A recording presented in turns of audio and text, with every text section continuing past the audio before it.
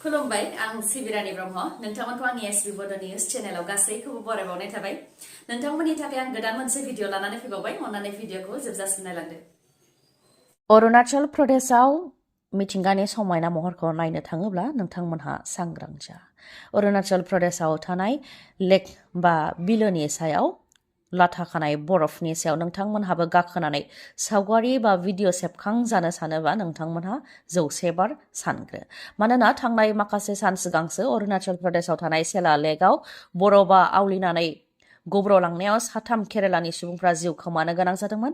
फिन आरोबाव अरुणाचल प्रदेशनि माधुरी लेकआव सासे दावबायारिया जाब्रबथायजों मोगा-मोगि जानो गोनां जादों। खुनु रोखोमैसो जिउ रैखा मोननो हादों दावबायारिया। सोरखार बा प्रशासना गोबां होबथानायनि उनावबो दावबायारिफ्रा बिलोनि सायाव गुसु बरफ लाथा खानायाव गाखोनानै सावगारि बा भिडिअ सेबखांजाहैयो जायनि जाहोनाव जाब्रबथायजों मोगा-मोगि जानो गोनां जायो। फिन आरोबाव माधुरी लेकआव जानो मोनदों बेबायदि गिख्रंथाव जाब्रबथाया उनाव भारतीय रौनिया जवाननि नाजानायाव उदां खालामनो हादों बा रैखा खालामनो हादों दावबायारिखौ। 10 फेब्रुआरि बिटिसि गोरोबथा सान बिटिसि गोरोबथा सानखौ लोब्बा लाखिनानै बिटिसि सोरखारनिफ्राय नटिफिकेसन फोसावदों। 24थि बड'लेण्ड सान फालिनो थाखाय 10 फेब्रुआरिखौ लकेल हलिडे फोसावदों बिटिसि सोरखारनिफ्राय। बिटिसिनि गुबुन गुबुन बिफाननि गासै सोरखारि मावख'फोर बिटिसिआव थानाय पाब्लिक सेक्टर आन्डारटेकिंफोर बर्ड सोरखारि आरो सोरखारि नङि स्कुल कलेज इउनिभार्सिटि बेफोर गासैखौबो बन्द खालामनो थाखाय फोसावदों। नाथाय जायफोर मावख'फोरा एसेन्शियेल सार्भिसजों लोब्बा दङ बा गोनांथार सिबिथाय होनायजों लोब्बा दङ आरो जायफोर स्कुल कलेजफोराव जानो गोनां आनजादनि थाखाय खामानि दङ बैफोर स्कुल आरो कलेजफोराव बे बन्द फोसावनायनिफ्राय उदां जागोन। खाम सिफुंखौ लानानैनो बागुरुम्बा दोहौनि गेजेरजों रोजा रोजा मोसाखावरिफ्रा बागुरुम्बा मोसानानै सारा बुहुमावनो बा गासै बुहुमावनो जों मान मोननो हादों सावरायजादों आरो सिनायजादों। नाथाय बे खाम आरो सिफुंखौ मन्दप बानायनानै बेनि सायाव रोहो रोहो अर खामोब्ला बोरै सहायनानै थानो हागोन जों बर'फोरा? नंगौ, समाज बिजोङाव गोसारनाय भिडिअआ जों बयखौबो दुखु मोनहोदों। जाय खाम सिफुंजों जों मान मोननो हायो, जाय खाम सिफुङा जोंनि सेन्टिमेन्ट इमोशन बिनि मन्दप बानायनानै बिनि सायाव रोहो रोहो अर खामनाया जों बर'फोरनि बिखायावबो खामदों। मोनसे गोथार जुलियाव बर' हारिनि आंगो दामजु खाम आरो सिफुंनि मन्दप बानायनानै बेनि सायाव जयग होनाय जादों। बेनि भिडिअआ समाज बिजोङाव गोसारदों। जाथायखौ लानानै बयबो दुखु मोननाय फोरमायथिदों। दुलाराय बाथौ गौथुमनि गाहाय नेहाथारि गणेश दैमारि बिथाङाबो दुखु मोननायखौ फोरमायथिदों। बिथाङा फोरमायथिनाय बायदिब्ला कक्राझार जिल्लानि दतमा बरागारि ओनसोलनि गंसे बर' नखराव गोथार जुलियाव बेखौ बाहायनाय जादों। जायफोर बेखौ बाहायनायाव लोब्बा दङ बिसोरखौ आयेननि आवथायाव लाबोनाय जागोन आरो बेनि हेंथा एफआइआर होनाय जागोन होननानै फोरमायथियो दुलाराय बाथौ गौथुमनिफ्राय। मानोना खाम सिफुङा जोंनि बर' हारिनि गुबै दामजु आरो बर' हारिनि गुबै दामजुजों बेबायदि खालामनाया इनाय खालामनाय जादों होननानै बुंथियो। बेनि अनगायैबो खाम सिफुंखौ लानानैनो गोथार बाथौ थानसालियाव आरज गाबनाय जायो होननानै फोरमायथियो आरो गोबां खस्थ'नि गेजेरजों जों GI टेग मोननो हादोंमोन होननानै बुंथियो। बेनिखायनो खाम सिफुंनि मन्दप बानायनानै बेबायदि अर सावनायाव जाय जाय लोब्बा दङ बिथांमोनखौ आयेननि आवथायाव लाबोनाय जागोन होननानैबो बुंथियो बिथाङा। फोरोंगिरिखौ गुरुनि समान मान होनाय जायो। नाथाय फोरोंगिरिया गुरुनि महर लायालासे दानबनि महर लायोब्ला फोरोंगिरिब्लाबो रेहाय मोननाय नङा। थिग बेबायदिनो सासे फोरोंगिरिखौ फासिनि साजा होनांगौनि थाखाय गोख्रोङै दाबि खालामदों फरायसाफोरनि बिमा बिफाजों लोगोसे ओनसोलनि रायजो राजाफोर आरो गुबुन गुबुन दोलो आफादा। फोरोंगिरि सन्जीब शर्मानि हेंथायै गोख्रोङै दाबि खालामदों रायजो राजाफ्रा। तिनसुकियानि फिल'बारियाव जानो मोनदों मोनसे जाथाय। फोरोंगिरि सन्जीब शर्माया थाखो 9आव फरायनाय उन्दै फरायसाखौ जोबोद गाज्रि बुदों।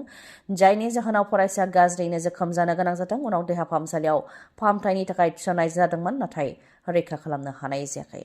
शंकरदेव शिशु निकेतननि फरायसामोन। थाखो 9आव फरायनाय फरायसानि मुङा उत्पल टाइ, शिबसागर आमगुरिनि थागिबि। पुलिसआ सन्जीब शर्माखौ दा एरेस्ट खालामबाय। जाथायखौ लानानै गुबुन गुबुन दोलो आफाद, रायजो राजाफोर आरो फरायसानि बिमा बिफाया फरायसालिनि मोखाङावनो गोख्रोङै खुद्रिदों।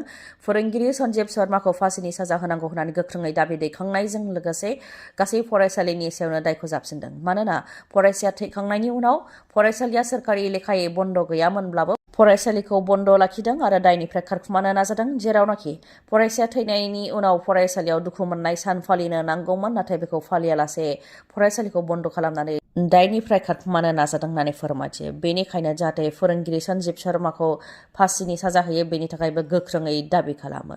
जाथायखौ लानानै जिउ खोमानांनाय उत्पलताय फरायसानि बिमाया फोरमायथिदों दि फोरोंगिरिनि गाज्रि बुनायजों फरायसाया खर', आथिं, हान्थु जेरावबो गाज्रियैनो जोखोम जानो गोनां जादोंमोन, जायनि थाखाय देहा फाहामसालियाव लानानै थांनायाव उन्दै फरायसाया गाबै गाबै बुंदोंमोन फोरोंगिरिया आंखौ गोबां गाज्रि बुदों, आं थैसिगोन होननानै।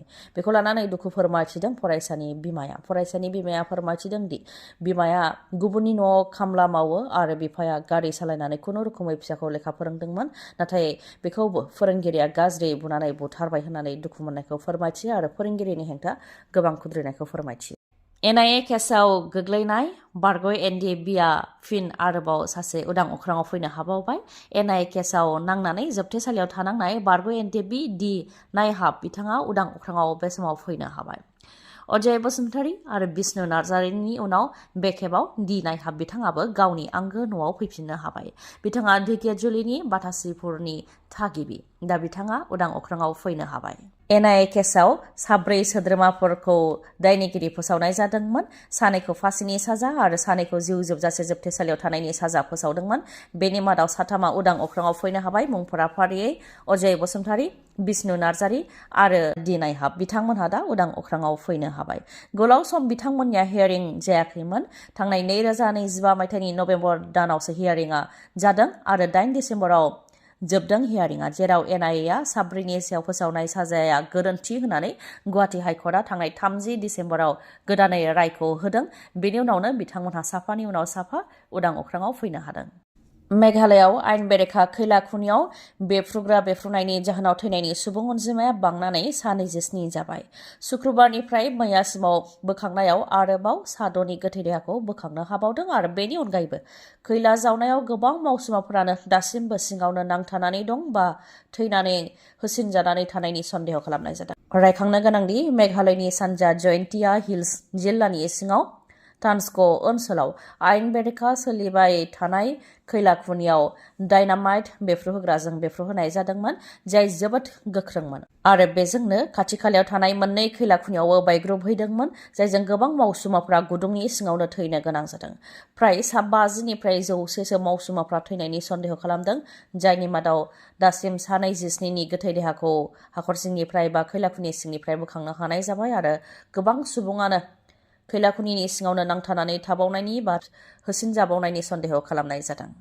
सिंग्रियाव मोनाबिलिनि समाव दलगावनिफ्राय ढेकियाजुलियाव फैनाय आसाम माला लामायाव गंसे ट्राकआ गंसे स्कुटिखौ सौग्रांदों, जायनि जाहोनाव 3 लाइमोन फरायसाफोरा जिउ खोमानो गोनां जादों, जायनि थाखाय दलगावनिफ्राय ढेकियाजुलि थांनाय लामाखौ रागा जोंनाय रायजो राजाफ्रा बन्द' खालामनानै दोनदों। ट्राकनि नाम्बारा AS25EC4236। बे ट्राकआनो गंसे स्कुटिखौ सौख्रांदों, जायजों स्कुटियाव थानाय 3 उन्दै लाइमोनफोरा जिउ खोमानो गोनां जादों। लामायाव स्पिड ब्रेकार गैयिनि थाखायनो बेबायदि जाब्रबथाया जानो मोनबाय थादों होननानै फोरमायथिदों। जेराव स्पिड ब्रेकार थानो नांगौमोन बेयाव स्पिड ब्रेकार होआखै, जेरै मन्दिर, स्कुल, कलेज बायदिनि साखाथियाव जेबो स्पिड ब्रेकार होआखै, जायनि थाखाय जाब्रबथाया जानो मोनबाय थादों आरो सुबुंफोरा जिउ खोमानो गोनां जाबाय थादों होननानै फोरमायथिदों। स्पिड ब्रेकार गैयिनि थाखायनो डाम्पार आरो गारिफोराबो जोबोद गोख्रैथिजों खारो, बेनिखायनो जाहाथे स्पिड ब्रेकार होयो बेनि थाखाय आसाम सोरखारनिसिम खावलायो रागा जोंनाय रायजो राजाफ्रा। पाकिस्ताननि इस्लामाबादाव गेदेर सुइसाइड बम्बजों गाग्लोबनाय, जायजों थैनायनि सुबुं अनजिमाया 27 जाबाय आरो बांबावनो हागौ। गंसे मस्कआव गिख्रंथाव बम्ब बेरदों। नामाज फरायफुबाय थानाय समावनो बमाखौ बेरहोदों, जायजों लोगो लोगोनो 15 जिउ खोमानो गोनां जादों आरो 200निबो गोबाङा जोखोम जानो गोनां जादोंमोन। जोखोम जानायफोरनि मादाव माखासेया गोबां गाज्रियैनो जोखोम जानायमोन। बिथांमोनहा उनाव देहा फाहामसालियाव जोबथा हां लाहैदों, जायजों थैनायनि सुबुं अनजिमाया बांनानै 27 जाबाय। 2008 मायथाइनि उनाव पाकिस्तानाव सुइसाइड बम्बजों गाग्लोबनाया बे गेदेर गाग्लोबनाय। 2008 मायथाइयावबो सुइसाइड बम्बजों पाकिस्तानाव गाग्लोबनाय जाथाय जादोंमोन, जेराव 60 सुबुङा जिउ खोमानो गोनां जादोंमोन। दा फिन आरोबाव बे 2026 मायथाइयाव पाकिस्ताननि इस्लामाबादाव सुइसाइड बम्बजों गाग्लोबनाय जाथाय जादों आरो बेखौ आइसिस उदखारिया खालामदों होननानै सिमान लादों। शिया मुस्लिमफोरखौ थांखिनानैनो बेखौ खालामनाय जादों बा सुइसाइड बम्बजों गाग्लोबनाय जादों होननानै आइसिस उदखारिया गावसोरनो सिमानखौ लादों। अपारेशन जाखांबायना? जाखांबाय। ओमफ्राय दा मा माबायदि नुखो सिगां मोजां नुदों मोजां नुजोब्बायना सिगांथ' नुवाखैमोन ना नुवाखै आं इसेबो दासो औ नों दा माबायदि मोनदों बेखौ खिन्थाबाय मोजां सान्थियाव दाथ' नुजोब्बायना बेल'सै सिगांथ' नुदोंना नुवाखैमोनलाय नुवाखै दानि नोंसिनि महरखौ नुवाखै दा नुबाय मोननैबोथ' नुवामोन ना नोंसिनि महरखौ दा नुजोब्बाय अ दाथ' मोजां नुबायना ओमफ्राय दा थैनोबासो दे नोंथांनियावबो मेगननि जेंना जादों नामा जुदि नोंथांनियाव मेगननि जेंना जादोंब्ला नोंथाङा बङाइगावआव थानाय आइ हस्पिटालाव थांनानै मेगनखौ आनजाद नायनो हागोन गुबुन गुबुन मेगननि जेंनाखौ फाहामनो हानायनि राहा दङ बङाइगावनि आइ हस्पिटालाव लोगोसेनो मेगनाव जालामा खोबनायखौ पेक' कम्पिउटार मेसिननि गेजेरजों अपारेशन खालामनो हानायनि राहा दङ बेनि अनगायैबो गुबुन गुबुन जेंनाफोरखौ नायनो हागोन आरो फाहामथाय लानो हागोन बङाइगावनि आइ हस्पिटालनिफ्राय बे हस्पिटालाव नोंथांमोनहा गुबुन गुबुन डक्टरफोरखौ मोननो हागोन जेरै डक्टर आश्राफुल आलम डक्टर मेघाली शर्मा आरो डक्टर रुमि दास बिथांमोनजों नोंथांमोनहा लोगो हमनानै गाव गावनि मेगननि जेंनाखौ फोरमायथिनो हागोन आरो आनजाद नायनो हागोन थावनिया जाहैबाय लवार आसाम हस्पिटालनि उल्था दिगाव आरो बास स्टेन्डनि साखाथियाव फोनांजाबनो थाखाय 6900949900 बे जानबुं नाम्बारावबो नोंथांमोनहा सुलाद लाहरनो हागोन गोजोन्थों दिनैनि भिडिअ एसेनोसै गाबोन आरो गोदान भिडिअजों लोगो मोनफिनबावगोन नोंथाङा दासिमबो आंनि चेनेलखौ साबस्क्राइब खालामाखैबा अन्नानै साबस्क्राइब खालामदो लोगोसे लाइक कमेन्ट आरो शेयार खालामनो दाबाव गोजोन्थों